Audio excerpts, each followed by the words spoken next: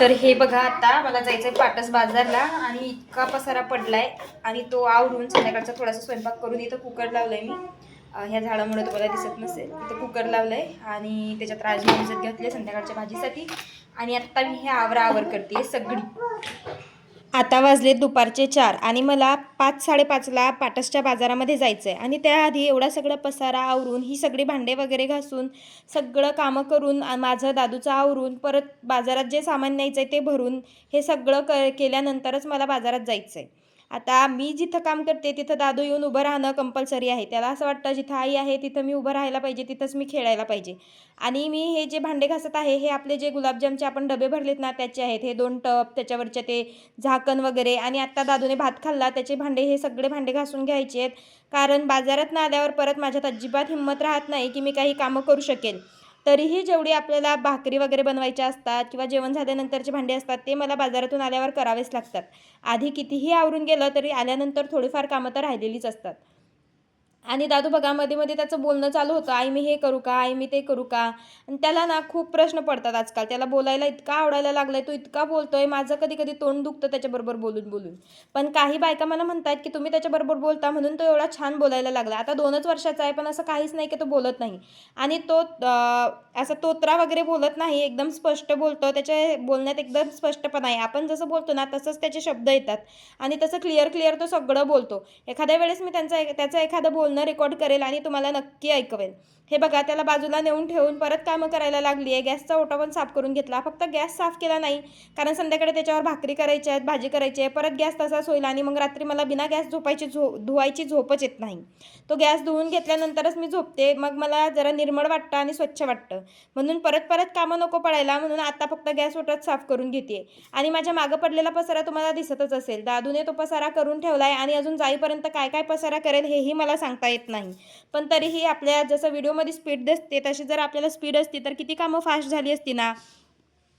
पण हा व्हिडिओ मी fast forward केला आहे त्याच्यामुळेच हे एवढी स्पीड दिसते. एकीकडं मी राजमा उकळायला ठेवलेत आणि एकीकडे भांडे घासून घेतेत. आता मल्टीटास्किंग केल्याशिवाय आपल्याला कामं करता येत नाहीत आणि मल्टीटास्किंग केल्याशिवाय आपला दिवसही पूर्ण होत नाही. एक गृहिणी किंवा एक स्त्री हे समजू शकते की प्रत्येक गोष्टीत आपल्याला मल्टीटास्किंग करावंच लागतं. इकडे माझे राजमा शिजत आहेत आणि इकडं मी भांडे घासून घेते. तर दादू त्याच्या मध्ये मध्ये मला काही कामं सांगत आहे आणि तेही कामं मला आवरून घ्यावी लागत आहेत. तर चला आता मी आवरून घेते आणि तयारी करते. हे बघा माझी तयारी झाली आणि खालचे वाढलेले कपडे आणायला गेले तर तिथल्या मामी म्हणत होत्या आवड्याला छान आवडे लागलेत. मग वर चढले आणि घेतले छान फ्रेश आवडे काढून.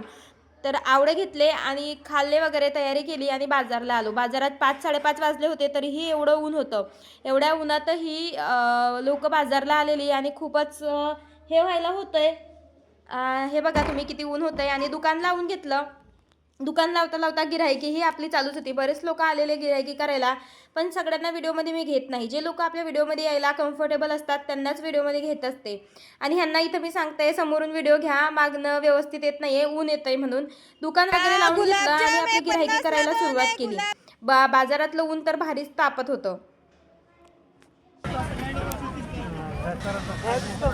आणि बघा ह्या ताई आलेल्या भेटायला आणि इतकं भारी वाटलं ताई भेटायला आल्या, थँक्यू सो मच. आणि ऊन तापत होतं तर हे दोघं बापले का माझ्यासाठी उसाचा रस घेऊन आले. ते स्वतः जाऊन पिऊन आले होते आणि माझ्यासाठी दुकानावर घेऊन आले. उन्हात एवढं छान रस पिल्यानंतर भारीच वाटत होतं.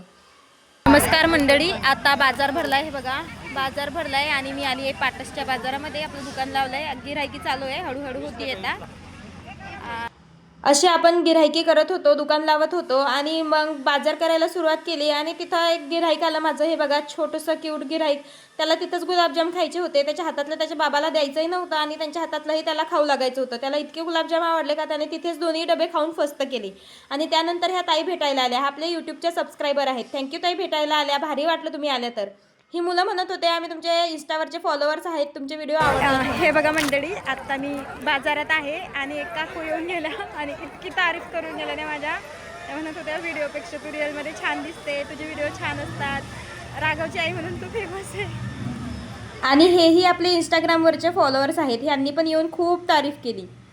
आणि आता अजून 3 मुली येऊन गेल्या आणि त्यांनी एवढीच तारीफ केली माझी. थोडीफार गिऱ्हाईकी केली, मग रात्र झाली होती. चहावाले दादा आले, चहा घेतच होते तर हे बिरोबावाडीचे दादा आले भेटायला. ह्यांना आपले व्हिडिओ खूप आवडतात, हेही आपले फॉलोअर्स आहेत. एवढ्या व्हिडिओच्या मार्फत आणि माझ्या व्यवसायाने मला एवढं हे दिलंय ना, सपोर्ट केला, एवढी सपोर्टिव्ह लोक दिलीत, एवढी प्रेमाची लोक दिलीत, मी खरंच भारावून गेलेले. घरी येऊन ह्यांना 4-4 वेळेस सांगत होते, हो आज एवढी लोक भेटली, तेवढी लोक भेटली, असं म्हणत होते, तसं म्हणत होते. अख्खी माझी बडबड त्याचबद्दल चाललेली. ह्यांना सांगत होते मला एवढं भारी वाटतंय, मला एकदम मन भरून आलंय.